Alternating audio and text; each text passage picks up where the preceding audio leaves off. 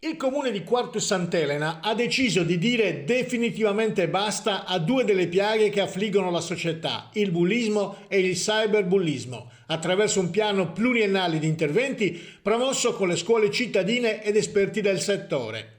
Il progetto è in fase di strutturazione già da diversi mesi grazie ad una serie di incontri operativi tra i vari organismi e istituzioni coinvolte è entrato nella prima fase di operatività che durerà fino a dicembre con una serie di iniziative in città realizzate che vedranno coinvolte istituzioni culturali, scuole, associazioni di volontariato, esperti, imprese specializzate.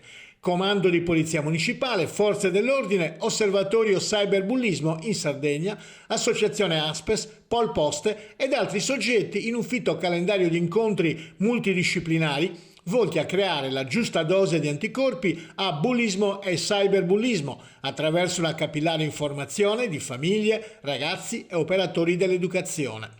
Il progetto si rivolge ai giovani per aiutarli ad avere il giusto approccio al confronto tra pari dopo un periodo lunghissimo di socialità interrotta, ha sottolineato l'assessora Cinzia Carta. La mission è quella di informare, coinvolgere e sensibilizzare i ragazzi al corretto approccio verso gli altri e verso i social, con l'aiuto indispensabile delle istituzioni scolastiche, degli esperti del settore e delle forze dell'ordine.